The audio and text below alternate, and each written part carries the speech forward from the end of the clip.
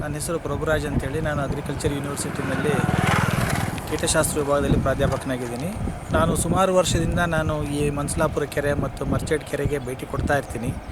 ಈ ಒಂದು ಚಳಿಗಾಲದ ಒಂದು ಅವಧಿನಲ್ಲಿ ಈ ವಲಸೆ ಪಕ್ಷಿಗಳು ಬರ್ತವೆ ಈ ಕೆರೆಗೆ ಸಂಬಂಧಪಟ್ಟಂಗೆ, ಅಕ್ವಾಟಿಕ್ ಬರ್ಡ್ಸ್ ಅಂತ ನಾವೇನು ಹೇಳ್ತೀವಿ. ಅದನ್ನು ನಾನು ಸುಮಾರು ವರ್ಷದಿಂದ ನೋಡ್ತಾ ಇದ್ದೀನಿ. ಈ ಸಮಯದಲ್ಲಿ ಹಿಮಾಲಯದ ಒಂದು ಕಡೆಯಿಂದ ಆ್ಯಕ್ಚುಲಿ ಅಲ್ಲಿಯ ಒಂದು ಚಳಿಯನ್ನು ತಪ್ಪಿಸ್ಕೊಳ್ಳಿಕ್ಕೆ ಇಲ್ಲಿ ಬಾರ್ ಹೆಡೆಡ್ ಗೀಸ್ ಅಂತ ಬರ್ತವೆ. ಮತ್ತು ಬೇರೆ ಬೇರೆ ಕಡೆಯಿಂದ ಈಗ ಪೇಂಟೆಡ್ ಸ್ಟಾರ್ಕ್ಸ್ ಅಂತಂದೇಳಿ ಅವು ಕೂಡ ಈಗ ಇಲ್ಲಿ ಸಿಗ್ತಾ ಇದ್ದಾವೆ.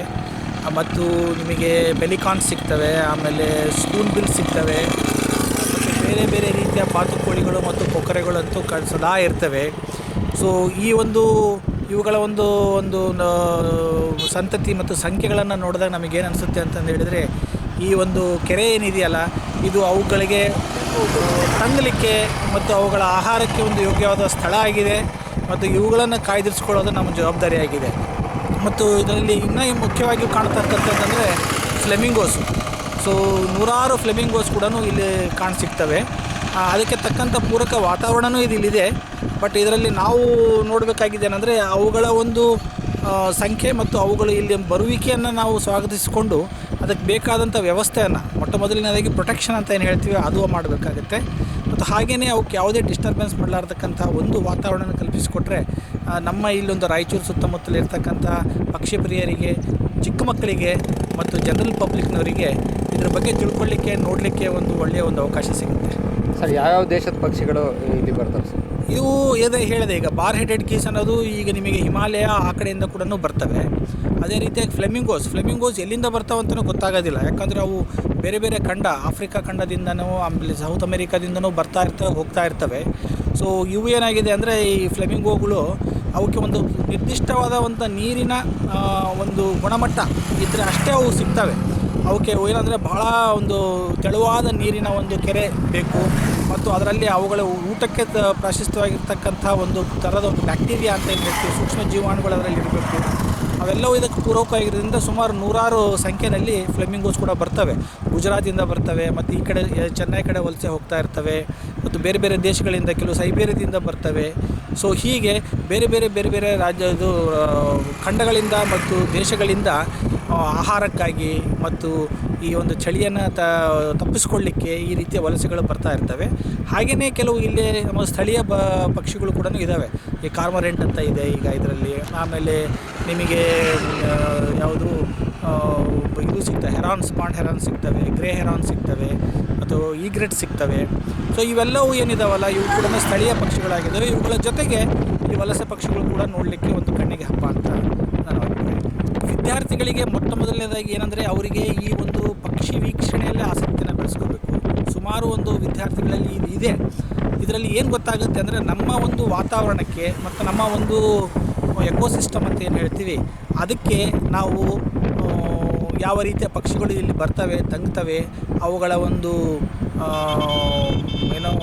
ಸಂರಕ್ಷಣೆಯನ್ನು ಯಾವ ರೀತಿ ಮಾಡಬೇಕು, ಇದು ವಿದ್ಯಾರ್ಥಿಗಳಲ್ಲಿ ಅದರ ಅರಿವು ಮೂಡಿದಾಗ ಖಂಡಿತವಾಗಿಯೂ ನಾವೇನಾಗುತ್ತೆ ಅದರಿಂದ ಎಷ್ಟೋ ಒಂದು ಸಂತತಿಯನ್ನು ರಕ್ಷಣೆ ಮಾಡಿಕೊಳ್ಳಿಕ್ಕೆ ಮತ್ತು ಅವುಗಳನ್ನು ಕಾಪಾಡಿಕೊಳ್ಳಿಕ್ಕೆ ನಮಗೆ ಅನುಕೂಲ ಆಗ್ತದೆ.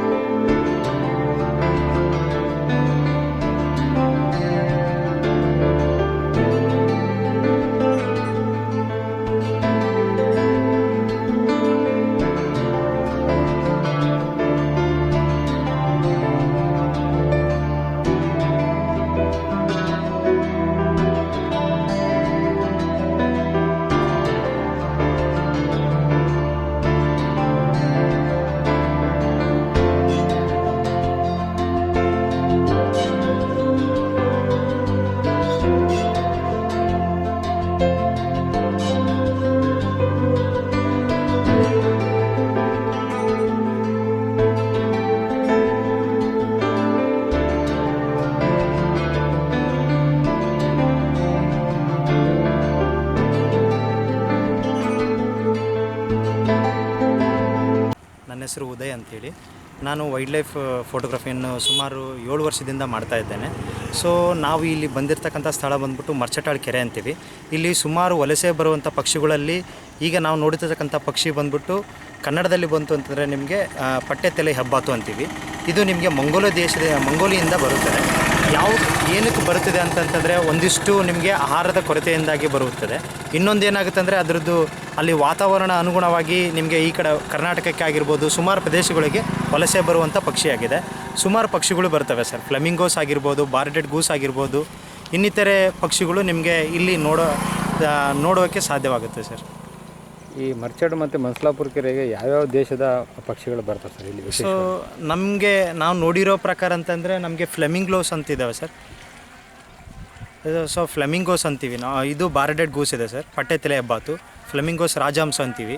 ಆಮೇಲೆ ಇನ್ನೊಂದು ಬಂದ್ಬಿಟ್ಟು ಪೆಲಿನ್ಸಿಲಾ ಅಂತ ಬರುತ್ತೆ. ಆಮೇಲೆ ಇನ್ನೊಂದು ಸ್ಪೂನ್ ಬಿಲ್ ಅನ್ಸದೆ ಬರ್ತವೆ ಸರ್. ಅವು ನಮಗೆ ಹಿಮಾಚಲ ಪ್ರದೇಶದಿಂದನೂ ಬರ್ತವೆ ಸರ್. ನಮಗೆ ಆಸ್ಟ್ರೇಲಿಯಾ ಅದಕ್ಕೆ ಒಂದು ರೂಟ್ ಇರುತ್ತೆ ಸರ್, ಫ್ಲೈವೇಸ್ ಅಂತೀವಿ ನಾವು. ಆ ಫ್ಲೈವೇಸ್ ಮುಖಾಂತರ ಏನು ಮಾಡ್ತಾವೆ ಅಂತಂದರೆ ಅದು ನಿಮಗೆ ಈ ಕಡೆ ವಲಸೆ ಬರ್ತವೆ ಸರ್. ಈ ಹೆಚ್ಚಿಗೆ ಯಾವ ತಿಂಗಳಲ್ಲಿ ಮತ್ತು ಯಾವ ಸಂದರ್ಭದಲ್ಲಿ ಸರ್? ನಮಗೆ ಈಗ ಹೆಚ್ಚಿಗೆ ನಮಗೆ ಈ ಭಾಗದಲ್ಲಿ ನೋಡ್ತು ಅಂತಂತಂದರೆ ನಮಗೆ ಫೆಬ್ರವರಿ ಎಂಡಿಂದ ಸ್ಟಾರ್ಟ್ ಆಗುತ್ತೆ. ಫೆಬ್ರವರಿ ಎಂಡಿಂದ ಸ್ಟಾರ್ಟ್ ಆಗಿರೋದು ಅಪ್ ಟು ನಮಗೆ ಜೂನ್ ಜುಲೈವರೆಗೂ ಈ ವಲಸೆ ಬರುವಂಥ ಪಕ್ಷಿಗಳನ್ನು ನಾವು ವೀಕ್ಷಣೆ ಮಾಡ್ಬೋದು ಸರ್. ಅಂದರೆ ರಾಯಚೂರು ವಿಶೇಷವಾಗಿ ಹೆಚ್ಚಿಗೆ ವಲಸೆ ಬರುವಂಥ ಪಕ್ಷಿಗಳು ರಾಯಚೂರಲ್ಲಿ ನೋಡ್ಲಿಕ್ಕೆ ಸಿಗ್ಬೋದು ಅಂತ ನಿಮ್ಗೆ ಅನಿಸ್ತದೆ? ಹಾಂ, ಸಿಗ್ಬೋದು ಸರ್. ತುಂಬ ಚೆನ್ನಾಗಿದ್ದಾವೆ. ಪ್ರತಿಯೊಂದನ್ನು ನೀವು ನೋಡುವಂಥ ಸಾಧ್ಯತೆವಿದೆ ಸರ್. ಬೇರೆ ಕಡೆ ಬಂತು ಅಂತಂದರೆ ನಿಮಗೆ ಅದರದ್ದೇ ಅದೊಂದು ಇದು ಇರ್ತವೆ, ಪಕ್ಷಿ ಧಾಮಗಳಾಗಿರ್ಬೋದು. ಇಲ್ಲಿ ಯಾವುದೇ ಥರ ಪಕ್ಷಿ ಧಾಮ ಇಲ್ಲ. ನಾರ್ಮಲ್ ಆಗಿರ್ತಕ್ಕಂಥ ಕೆರೆಗಳಲ್ಲಿ ನಿಮ್ಗೆ ಈ ಥರ ವಲಸೆ ಬರುವಂಥ ಪಕ್ಷಿಗಳನ್ನು ನೀವು ವೀಕ್ಷಣೆ ಮಾಡ್ಬೋದು ಪ್ರತಿಯೊಬ್ಬ ಜನರು.